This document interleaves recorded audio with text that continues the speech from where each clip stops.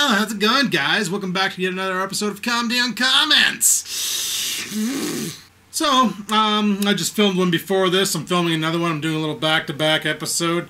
I usually like to keep them pretty short because, you know, the vlogs can sometimes be pretty long. And this is just like a little bonus thing for people asking questions, and I'm going to comment on them. Or, you know, comments, and I'm going to comment on them. Or anyway, let's get on with the show. So our first comment's from Dynamo Dylan, and he says, "You should work at the vape store. It would make for some good vlogs." And it would have made for some good vlogs. I used would have, because the North Bay store is shutting down. He's shutting her down. He doesn't want to bother driving from Sudbury to here, and I'm not about to give up my job and my severance to work at the store. I want to get my severance. I think I deserve it, and I kind of want that. So he's got no one to run the store, so he's just going to shut her down and go from there, which really sucks, but it is what it is, unfortunately. Canuck Brewer says, "Yes, Bell looks after their employees, look into employee stock purchases." Yes, and I know they also do profit sharing as well. Well, I don't even know what we're with anymore. I don't know if it's Bell Alliant or if Bell already bought Bell Alliant.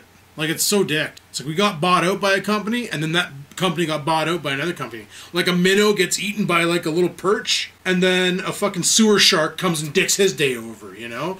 That's literally what just happened to the company. It's like, we're that minnow becoming poop inside of a fish that's becoming bigger fish's poop. It's like, we're like double poop. Makes sense up here. SGJ4AJ, Bud, the name, Sugar Chicka Fucker Jada. Anything that the Scampers is chewing on, take straight dish soap and rub a thin layer on it.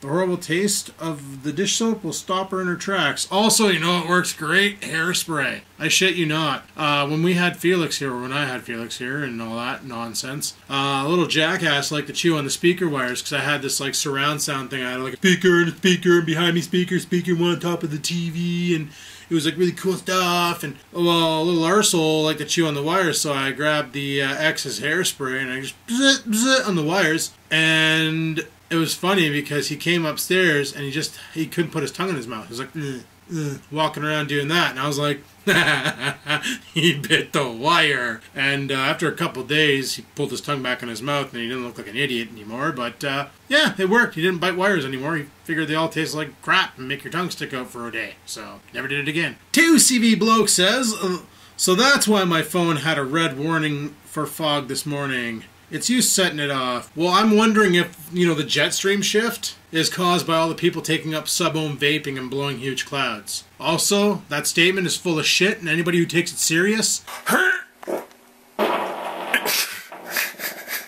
Roxy Vamp Gaming says, "Heist coming this Tuesday." Yeah, bud. Fuck, it's Thursday. I missed it. Shit. Oh my godness.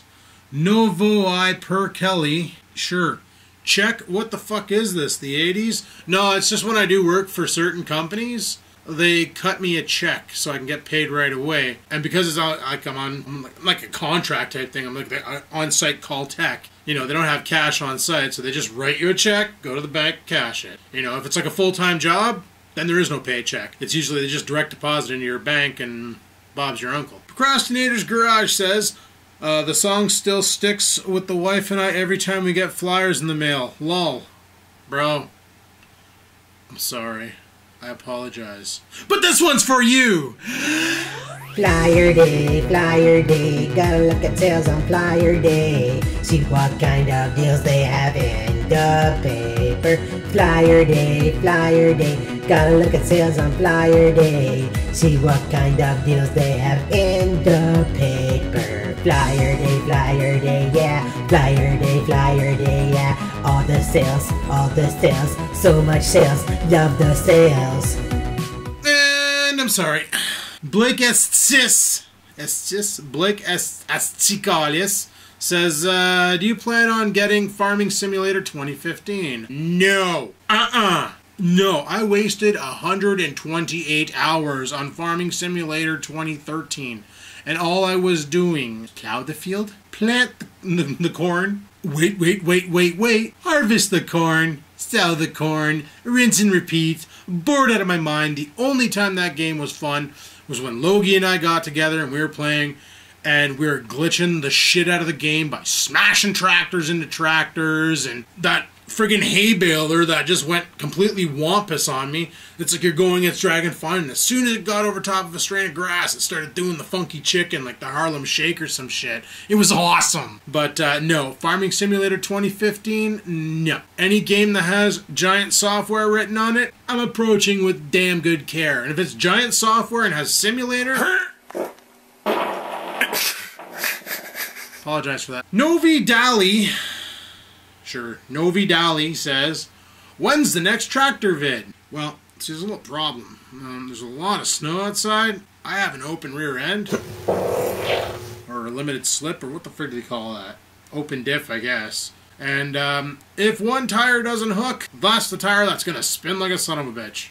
And I managed to get the tractor out of the backyard, and she spun for a little bit. I couldn't get the speed up, because every time she started getting a little bit quicker, the tire would kick up, and I'd lose all my performance. So next tractor vid will probably be next year when the snow frigs off, because these tractors are not like ATVs, even though we treat them that way. Jadahan says, hey Adam, how much cameras you have? Yeah, I think I have about 8 left, maybe. I don't know, I'd have to bust them out and count, and they're in the other room, and I don't want to go get them. No, they're not. They're sitting right there. Burp! 2,000 years later. Okay, let's see what we got in the mail. We have Panasonic SD20, Panasonic HCV500 ×2, the Zacti CG10, Zacti VTC2, I think this one is. VPT2 or some... I forgot about this. The Kodak Mini. Yeah, I wonder if this still works. Well, the fact that it's not powering on, I'm going to say it doesn't. Well, it probably needs a charge. We got the dirty old Kodak. This is the ZI6? ZI6, yes. The Panasonic TA2. Pretty neat little camera. Touch interface. We have a black 8 gig flip, I think it is. 2-hour recording time. 60 frames per second recording. 720p. We have the no good for video, but good for taking pictures. Canon ELPH, what is this, the 300HS? Yeah, the ELPH 300HS. The forever adorable Kodak ZE1. Yeah, forever adorable. So tiny. The Kodak PlaySport ZX5. Decent! And the Sony, but I shouldn't even talk about the Sony Duo, because this thing here is fried too. I loaned this to Jules and got it back broken. Yeah, that's all I got for cameras. So there you go, bud. Hopefully I answered your question. I'm a little bit of a dick, but I don't mean it. I apologize every day. Matthew Henry says, do you get hammered with a lot of snow? Sometimes, some winters, but the last huge snowstorm we had was probably back in 1986. I remember that year. I was just like a little shit, eh? So, you know, my brother was a little bit bigger shit, but he was still a little shit too. 86, I would have been probably around 6 or 7 years old. My brother would have been around 8 or 9. So it was pretty brutal winter. Walk out of the house, and my dad's car, he had a little dirty blue Honda Civic, I believe. Yeah, he had the Honda Civic. It was gone. We had so much snow, the car was gone. And all 4 of us got together, and we all grabbed shovels. Like, I remember me and my brother had these, like, tiny shovels, but we were little shits, so we couldn't really move much snow. Mom and Dad were there, and we were all just hogging the snow out, because we didn't have snow blowers. We had to hog it by hand, and we hogged out the whole driveway. It took us about 3 hours, and I'm going to eat this fucking lighting, aren't I? Oh, shit. But, yeah, that was a brutal year, but we haven't really gotten a good one like that in a while. But you never know. This could be the year. Look at Buffalo. Redneck Lowlife asks, what was the compression ratio of your last fart? 14-to-1, bud. 14-to-1. You know, if it ain't high test, get it the frig out. And people, that's all I got for commenting on comments for this episode. Thanks for watching, and don't forget to leave a comment, because you could be on commenting on comments. If you leave your comment in the form of a question, it'll guaranteed to happen unless I miss it, and I do that sometimes, and I apologize. So until the next episode of Commenting on Comments, peace the frig out, people! That was dumb. What's wrong with me? Lots.